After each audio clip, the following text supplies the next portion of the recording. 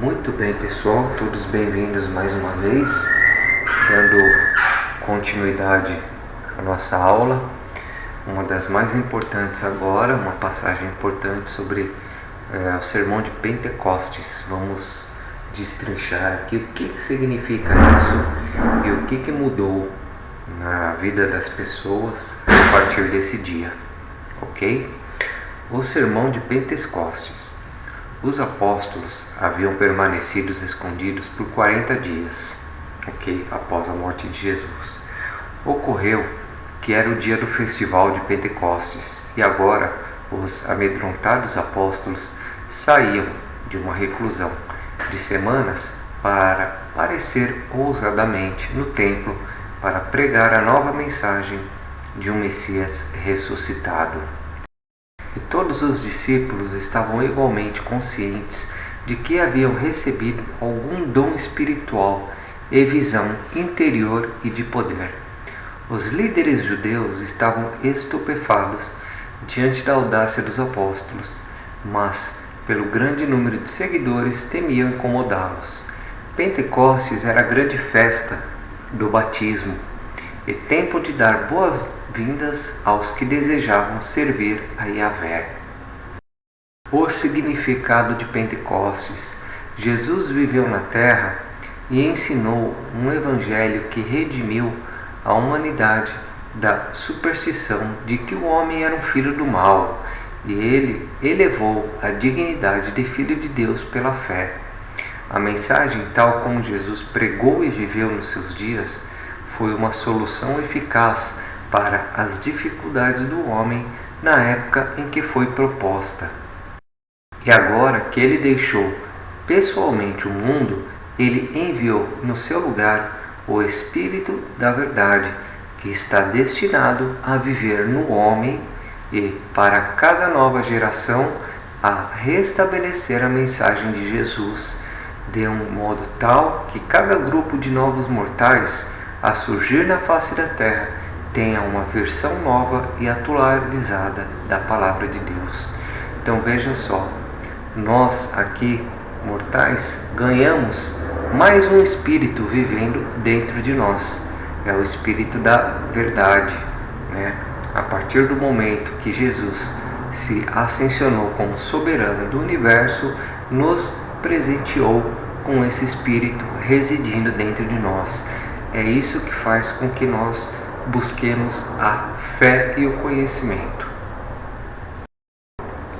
A primeira missão desse Espírito é fomentar e personalizar a verdade, pois é a compreensão da verdade que constitui a mais elevada forma de liberdade humana. Em seguida, o propósito deste Espírito é destruir o sentimento de orfandade do crente. O Espírito veio também para ajudar os homens a relembrarem-se da palavra do Mestre e compreendê-las, bem como iluminá-los na reinterpretação da vida dele. Em seguida, o Espírito da Verdade veio para ajudar aos que acreditam a testemunhar sobre as realidades dos ensinamentos de Jesus e sua vida, como ele a viveu na carne e ainda vive no indivíduo que crê. Assim, torna-se evidente que o Espírito da Verdade vem realmente para conduzir todos os que creem a toda a verdade, ao conhecimento expansivo de Deus. Jesus viveu uma vida que é uma revelação do homem submetido à vontade do Pai. E os erros pessoais de intelecto dos apóstolos e discípulos não interferem de modo algum no grande progresso de crescimento em espírito dos que creem. Menos de um mês depois da outorga do Espírito da Verdade, os apóstolos fizeram um progresso espiritual maior do que durante os 4 anos de convívio pessoal com o Mestre. Desde a outorga do Espírito da Verdade, está o homem sujeito ao ensinamento e guiamento de um dom espiritual tríplice: o Espírito do Pai, que é o ajustador do pensamento, o Espírito do Filho, que é o Espírito da verdade, e o Espírito do Espírito, que é o Espírito Santo. De um certo modo, a humanidade está sujeita à influência dupla de apelo cétuplo das influências espirituais do universo. As raças evolucionárias primitivas de mortais estão submetidas ao contato progressivo com os 7 espíritos ajudantes da mente do espírito materno do universo local. À medida que o homem progride escala acima em inteligência e percepção espiritual, vão chegando até ele e residindo nele as 7 influências dos espíritos superiores. Então vejam vocês, conforme nós progredimos espiritualmente, vamos agregando esses espíritos superiores dentro de nós. O espírito outorgado do Pai Universal, que é o ajustador do pensamento, como eu havia falado, a presença espiritual do Filho Eterno, a gravidade espiritual do universo dos universos, é o canal certo para a comunhão de todos os espíritos. Quando a gente fala aqui em gravidade espiritual, é a gravidade que puxa o nosso espírito para o lado correto dessa ascensão. A presença espiritual do Espírito Infinito, o Espírito Mente de toda a criação, a fonte espiritual da semelhança intelectual de todas as inteligências progressivas. O Espírito do Pai Universal e do Filho Criador, que é o Espírito da Verdade. O Espírito do Espírito Infinito e do Espírito Materno do Universo, o Espírito Santo. O Espírito Mente do Espírito Materno do Universo, os 7 Espíritos ajudantes da mente do universo local. O Espírito do Pai, dos Filhos e dos Espíritos, o Espírito comum, um nome novo, dos mortais ascendentes dos reinos, depois da fusão da sua alma, nascida do Espírito com o ajustador do pensamento, e após se haverem elevado até a divindade e atingido a glorificação por meio do status que atingem no corpo de finalidade do paraíso. E assim, a dádiva do Espírito da Verdade trouxe ao mundo e aos seus povos o último dom do Espírito destinado a ajudar na busca ascendente de Deus. Parece complicado, mas não é tanto. Vejam você, quando falamos em 7 Espíritos, nós temos também 7 universos, né? Que orbitam a Ilha Paraíso, como eu disse lá no começo da aula, né?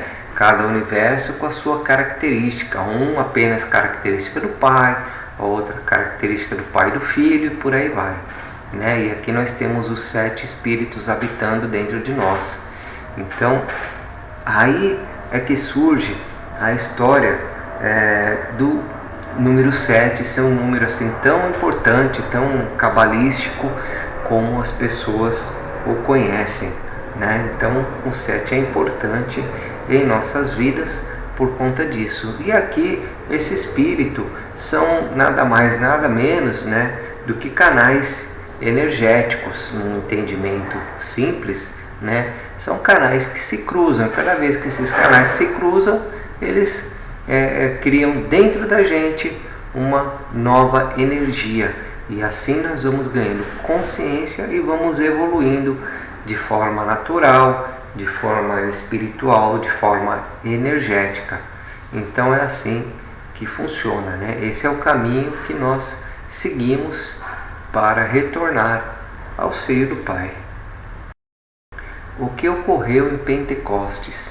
Muitos ensinamentos estranhos e raros estão ligados às primeiras narrativas do dia de Pentecostes. Os acontecimentos desse dia, em que o novo Mestre, o Espírito da Verdade, veio para residir com a humanidade, tornaram-se confusos em épocas posteriores. Por causa das explosões tolas de uma emoção exagerada, a missão principal dessa efusão do Espírito do Pai e do Filho é a de ensinar aos homens sobre as verdades do amor do Pai e da misericórdia do Filho. E a fé, afinal, triunfa sobre o mal e o pecado. Sim, triunfa sempre. Quando crucificado, chegaram a zombar de Jesus na cruz, dizendo: vamos ver se teu Deus virá para libertá-lo.